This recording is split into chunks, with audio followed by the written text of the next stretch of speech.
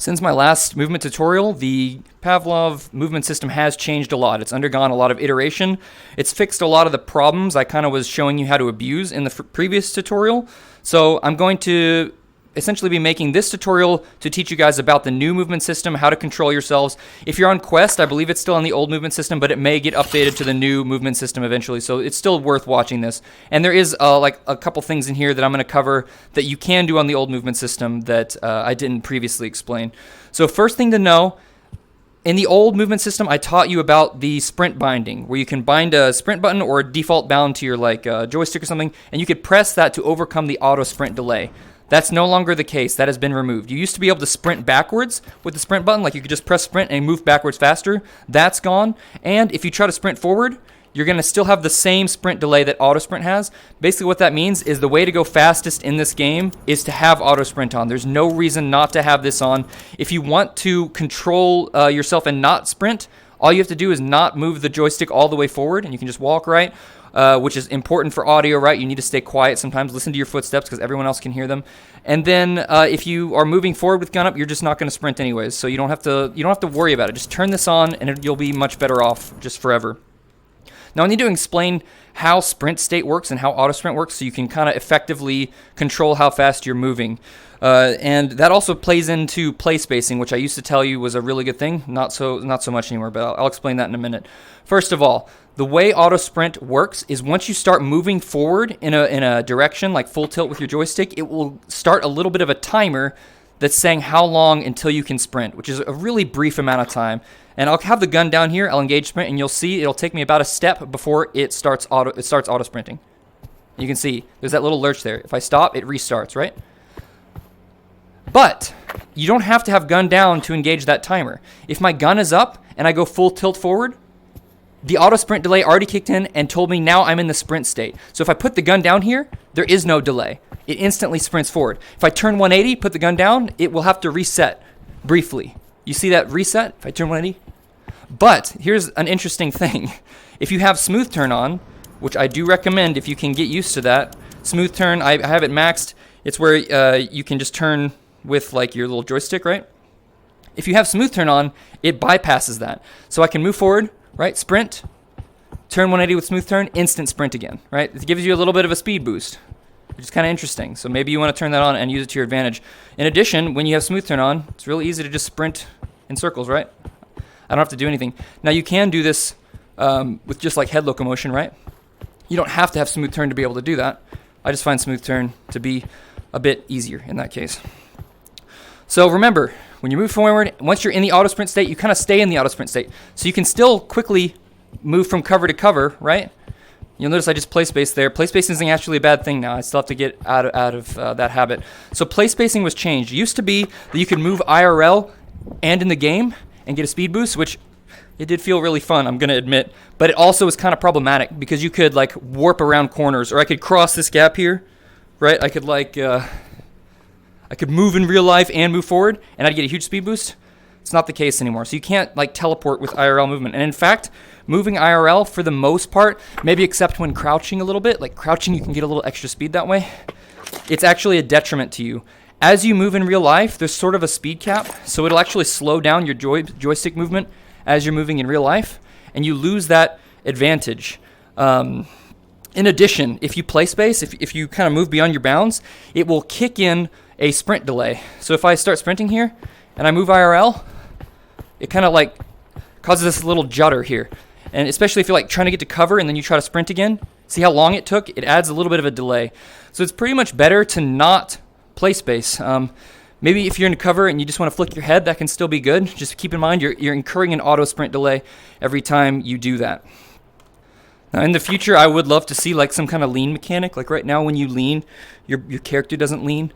I feel like there needs to be a reason for me to move real life a little more. Obviously, crouching is still useful, but I don't know. I kind of miss that aspect of the game, but we'll see. I think Dave does plan to make that a little better with the lean mechanic. That might be more interesting. Another thing I want to talk about is sprint peeking and wiggling. So before I taught you that you can wiggle super fast, and you can just like wiggle in engagements like this, and it was extremely fast because there was no like deceleration curve. But you see now, he added this little curve, so the wiggles are actually slower. which means your cadence is a lot slower, so it's a lot easier for people to hit you. Now, wiggling is still useful. It's just a little bit less, I would say, OP. So now when you're engaging a target, you have to be a lot more careful.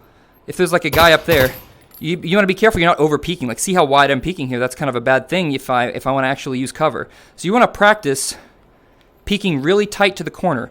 Take that really tight peek. Practice shooting a few shots. It's okay to hit the wall here. That's fine. Just practice staying really tight to the wall. And remember, you don't want to be predictable. If you just do this forever, they're going to time you out. They'll pre-fire you, right? So, like, a couple shots, reload, taking cover, peek again, reload. Another thing you want to learn is shoulder peeking. Because you can't quickly place space back in cover and your wiggle is slower, you're going to be exposed a little bit longer. And if you're against someone who has a 50 cal, if there's a sniper up there just like peeking me through that hole or something, I don't know, he's going to one-shot me if I do this wiggle. One thing you can do that you do in CSGO and other shooters as well is do what's called a shoulder peek. It's where you bait the shot using your body without fully exposing like half your body to a shot. You kind of wiggle out. So I'm going to wiggle to where I don't actually see the target. I'm going to wiggle like this. And I'm going to wait for them to pull the trigger. They'll pull the trigger on my shoulder, and then I can peek into them and take them out while they're reloading, right? So that's another thing, not even against just 50 cals, but if you're against a good player, you might want to bait his first burst, because once he fires his first burst, he's going to have to reset his burst. So you can bait the first burst with a shoulder peek, then peek for real. So like a lot of these engagements, when you're wanting to stay alive, like staying alive is really important in Search and Destroy in particular. You want to really practice your peeking. Don't just sit here like this forever, because you're going to just get lasered by someone who's good. You got to be really erratic. Sometimes you want to peek really shallow, right? See if they're pushing you, check that shallow angle, and then peek deeper, right? Keep checking the shallow angle, peek deeper, right? So you can kind of play on the defensive. And then obviously don't just sit there forever, because frags are real.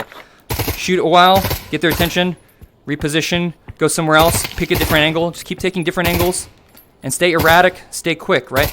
Remember the auto sprint delay, and remember that you are still quick with sprint. It just takes a bit longer to engage it. So let's talk about sprint peaks. I told you about the shoulder peek. Sprint peek, I taught you before, was really easy. You could just like engage sprint and then like engage sprint backwards, right? And you still can sprint peek. It's just a little bit of a different technique now. And it's still useful against a 50 cal. Just like the shoulder peek is useful against the 50 cal, the sprint peek is also useful. You kind of get free information here. So the first way to sprint peek is just start far enough back, sprint, and pull back. Now that's a little bit of a slower sprint peek, okay? My body's kind of lurching past here. I pull back. It can be hard to time it, and you could still overexpose yourself, right? Jerking your head back, even though play spacing is going to input a sprint delay for you, jerking your head back can still be really nice there. But there's a much better way to sprint peek just because of what I told you earlier, how when you sprint, you can just turn on a dime. I can just do this, right? I can play space, or I can move IRL, and I can just run in circles. Look how quickly I can change direction while sprinting. This is pretty fast. It's really zoomy. This is probably the most zoomy thing you can still do with the current Pavlov movement system. So what you can do is sprint toward a corner, and what you want to do is 180 on the corner, get that info, and get the hell back as quickly as you can, right? 180, never stop sprinting, and there's no way they can 50 cal you doing that. So you just do this. Whoop, you just turn your head, right? If you have head locomotion. If you have hand locomotion, which I don't recommend in Pavlov, I honestly think head locomotion is superior. Input vector here, head. I really believe this is better. I'm not sure if this works the same, but all you gotta do is turn your head, right? And you can sprint. Or if you have smooth turn, you just smooth turn. You can just smooth turn. And you can do a combination of both. You can smooth turn and use your head. And it's so fast. You get that quick peek. You see who's there. Maybe there's 3 guys pushing you down that corridor. You rotate, throw your nade down there or something. Like, you can just get free information still. It's just a little harder. And you can even do this on both sides of a corner. You can be a little jerk and just like run back and forth here. And it's really hard for them to get the shot on you because you're peeking both sides. They don't know what to do.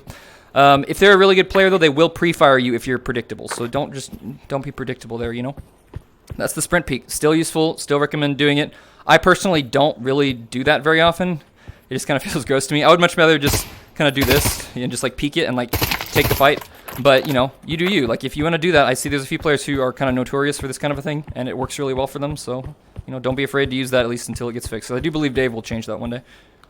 Another thing I want to talk about that is useful on the old movement system as well as the new movement system is how you hold your hands in the sprint pose. This is actually really important for having really fast flicks and also coming in and out of sprint a little bit faster.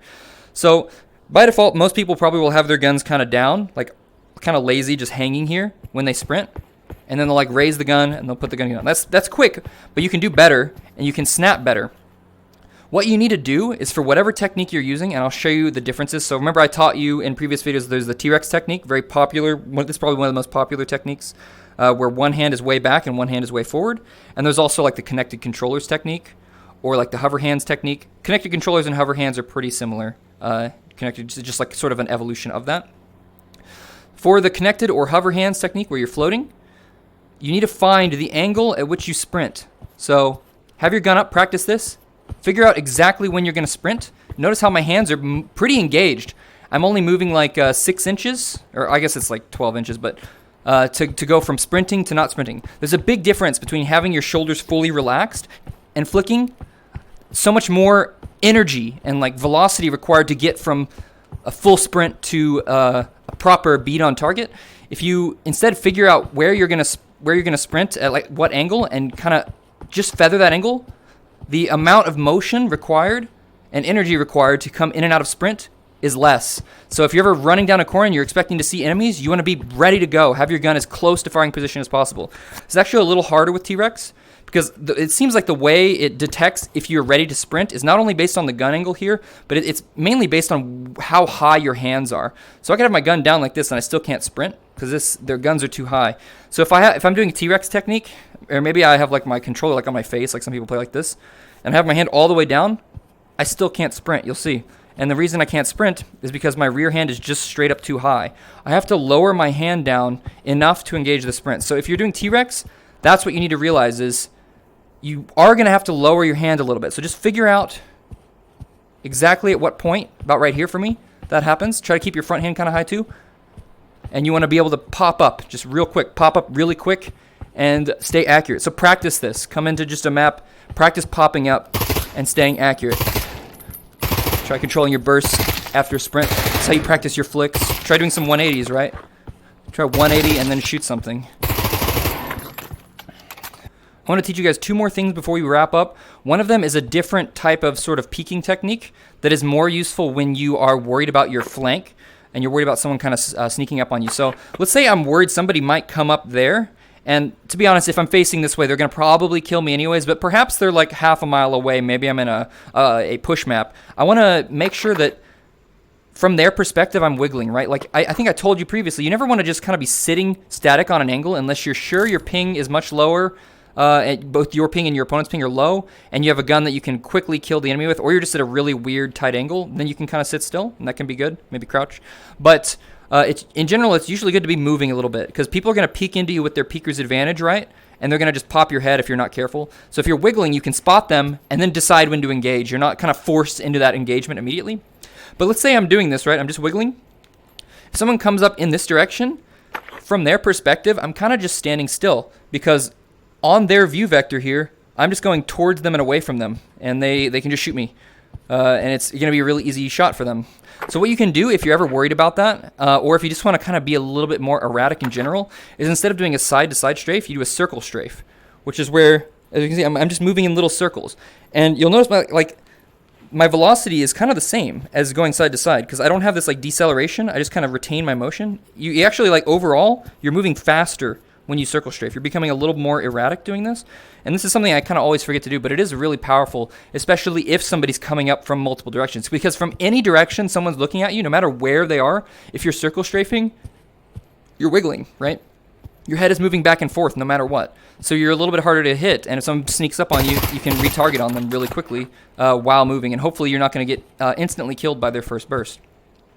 One last thing I want to teach you is how OP ramps are in Pavlov. Now, I'm sure you've played some custom maps where the ramps are really steep, and you can obviously abuse it and see just how fast you're moving. But when you move up ramps in Pavlov, all it's doing is it's pushing you up. It's not slowing you down on your like XY plane. So like if I'm running in this direction, I keep going the same speed in that direction, but I get an added upward component to my velocity. I'm going even faster like in world space relatively. So my body is moving quicker when I'm going up or down a ramp. What that means is like you can use these ramp head peaks and move quicker doing something like this. Ramps are extremely strong. Like you're just moving quicker when you use them, and obviously they let you have like a bobbing head peak like this. So when you have a ramp, try to abuse it. Find some tight corner angle like this, right?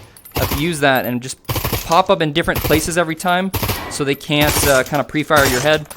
And then, you know, don't stick here too long to where you can get fragged. But yeah, just abuse those ramps because in Pavlov they are OP. The steeper the ramp is, the faster you go. In some custom maps, the ramps are like this steep, and you just zoom up and down, and it's kind of disgusting. But I'm sure you guys have seen that before.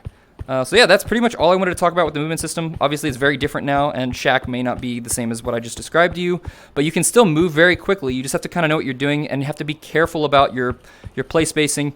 But most importantly, just make sure you're being smart with your movement. Don't just full peek everything, right? Make sure you're taking your engagements wisely. You want to peek between their bursts. You want to peek when they're focused on your allies. You just want to be intelligent about when you're exposing yourself and when you're taking shots. So yeah, thanks for watching. More tutorials coming soon.